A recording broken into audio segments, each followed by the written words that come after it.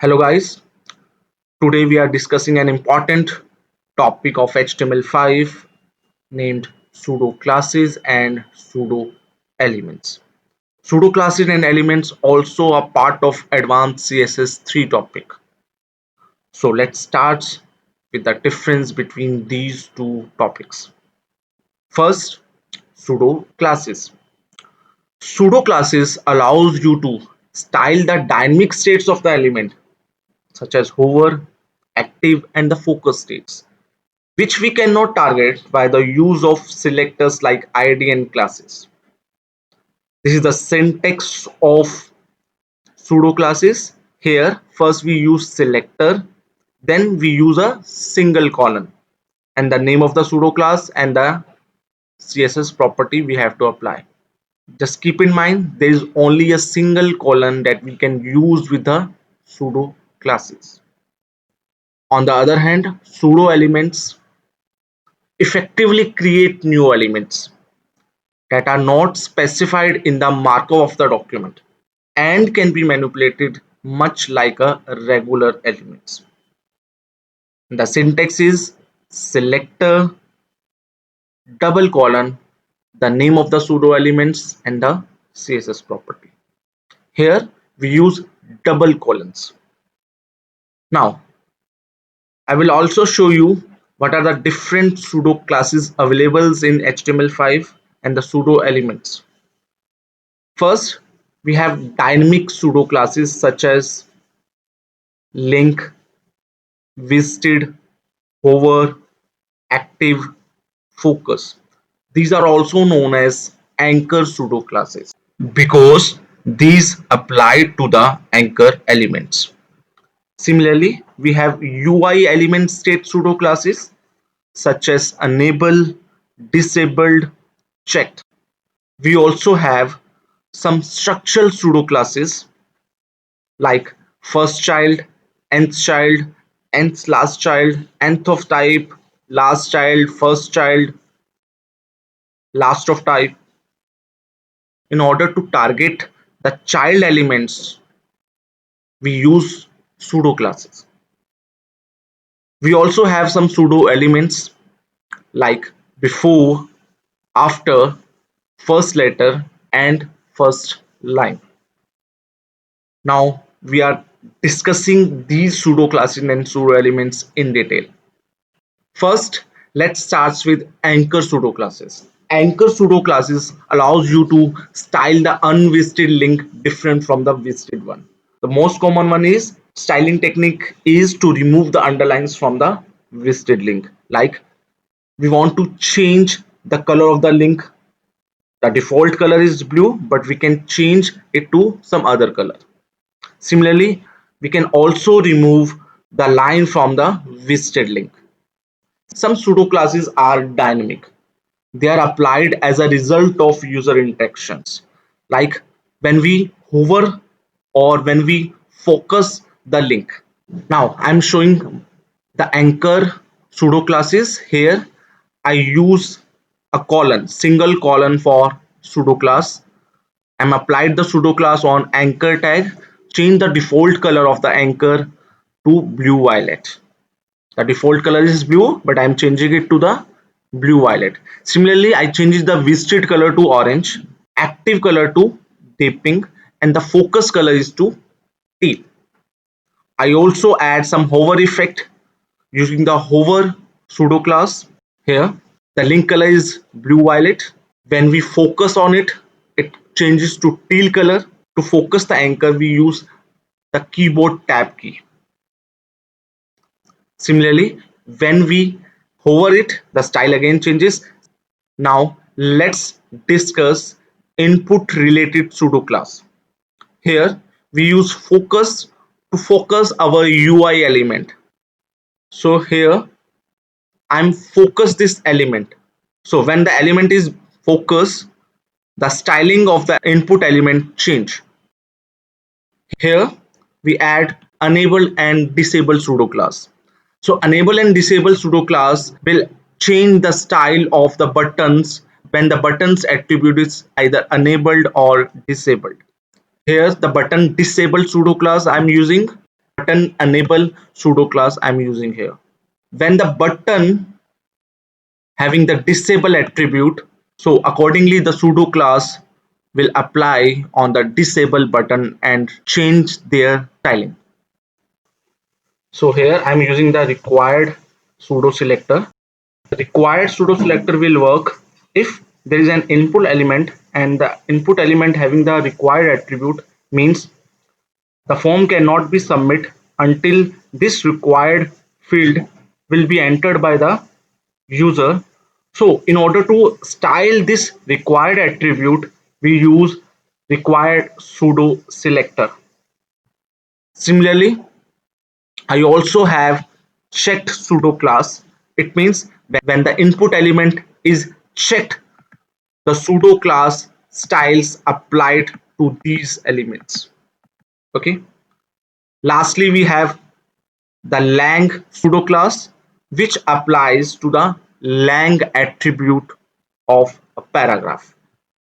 Here in the paragraph, I use a lang attribute and set its value to fr. So in order to target this paragraph, I use a lang pseudo class. So it targeted those elements which are having lang as its attribute. Okay. So now we are discussing structural pseudo class. Structural pseudo classes targeted those elements of the document which cannot be targeted using ID and classes directly.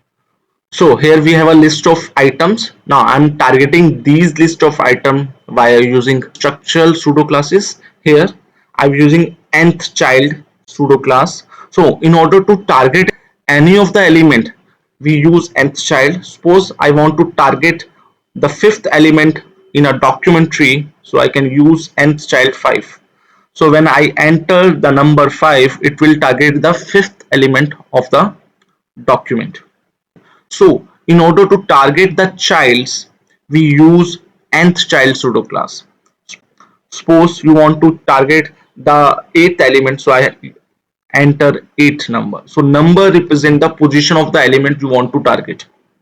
You can also use odd or even keywords. So when I mention odd, it will target all the odd elements.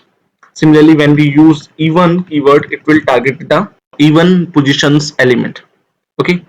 You can also target it using some calculation like 3n.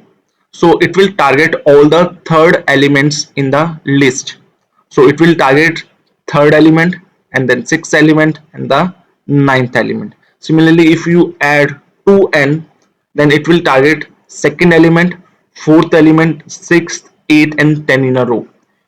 Sometimes you can also add some mathematical statement like 2n plus 1. Here we can say that if n equals to 0, it will target the first element. If n equals to 1, it will target it the third element. So you can also perform calculation on how to target the element. So there are some other pseudo class like first child. So it will target the first element of the list. Similarly, there is a last child. So it will target the last element of the list.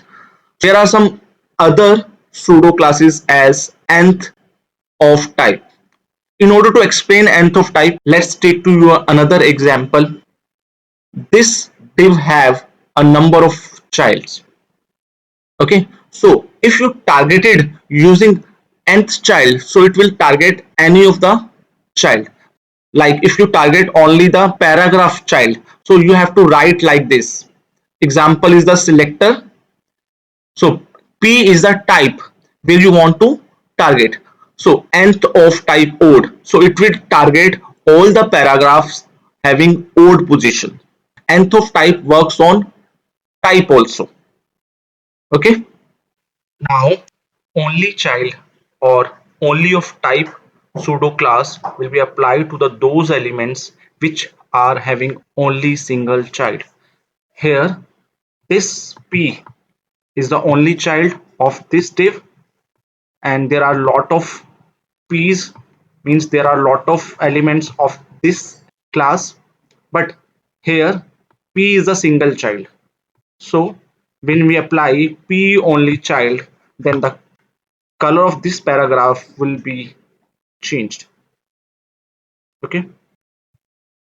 We also have empty pseudo class. Here, the empty pseudo class will target those P which are having no data. Here, in this paragraph, there is no data. Will set the width 100 pixel, height 20 pixel, and background to this color. Lastly, we have the root selector. Root selector means we are targeting the root element, and we know HTML is the only root element of the DOM document tree. So it will change the background color of HTML element. In this example, I have created a single h1 in the body tag, and I am using the root selector in order to set the background color of this HTML to blue. After applying root element, we don't need to use extra wrapper in order to contain h1. So you see the entire background will be colored blue using the root selector, and the body background is white and h1 is in the white container. I'm not using any wrapper or container div to lay out the h1. Okay, let's start with pseudo elements. Pseudo elements having double quotes. Like in pseudo classes 1, we use single quotes, but in pseudo elements, we use double quotes to represent it's a pseudo elements. So I'm going to start with first letter and first line pseudo elements. So here in this example, I use first letter pseudo element. I want to make this letter to be bigger than the entire paragraph. So I apply first letter pseudo elements. Similarly, in the paragraph 2, the first line of this paragraph is slightly bigger than the other. So in order to make this line to be different from the other part of the paragraph, we use first line pseudo elements. So now I just show you how we code it. Here in this example, we have three paragraphs. In the paragraph first, I want to make this letter slightly bigger than the other. So I use here as a paragraph 1 is the selector, and this is our pseudo elements. I use the pseudo element as first letter. So for that we use double quotes and name of the pseudo elements, and the color is red. Font size I make it 100 pixel. So when we apply this code, our first letter should be bigger. Okay, similarly in the paragraph 2 we use first line pseudo elements. So first line pseudo elements make the entire line to be different from the other part of the paragraph. We also use selection pseudo elements. Selection pseudo element will work when you select the paragraph. So on selecting the text, I'm going to change the style of the background color. So this is also known as selection pseudo element. Next we have before and after elements. As you know, pseudo elements adds new elements to the document tree, which are generally styled as the normal regular element, but it is not a part of document tree. So let's take an example. As you know, unordered list having a fixed style. So if you want to add the different style icons to that unordered list, we generally do it with the help of images. Now I'm styling unordered list using before and after pseudo elements. We use font awesome icons to make unordered list different. Okay, here this is an unordered list, and I style unordered list using before and after pseudo elements. I change the front icons as well as the back icon. Okay, so generally unordered list having disk, square or circle, but I change the icons of the unordered list using the pseudo elements. I'm also add some elements at the end of the list.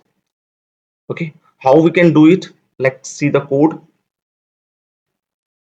Here first we need to make unordered style to be none. Okay, after that I use unordered list item in order to select list item and use the before pseudo element. Before pseudo element, add font awesome icon before the list item. For that I use font family as font awesome, content as font awesome hexadecimal code icon. This code will be available at font awesome site. I just take to your font awesome site. Here in each icon there is a hexadecimal code. You can use this code to add icons onto your text. Okay, so I'm using these icons to style our unordered list. So I add margin right, otherwise it will be very close to the text. So you can also add some more margin, so there will be some space between icon and the text. Okay, similarly I add after pseudo elements in order to add some icons after the list. Again I'm using font awesome family. Content, I use some hexadecimal code. Similarly add some margin from the left side and color should be red. So you can also apply the styles to your unordered list. You can change their icons using before and after pseudo elements. I'm going to change these icons. For that I just change the hexadecimal code. So I make it 57, save the changes, and you see now the icon is from tick mark to cross mark. Okay, similarly I can change the other icon. For that if I use 221 font awesome icon code, so you see the after icons also change. Before and after can be used with adding some elements to the document elements which are previously not appeared. So in the next video I will show you another important example of before and after pseudo elements which will be used perfectly to style your document. Thank you.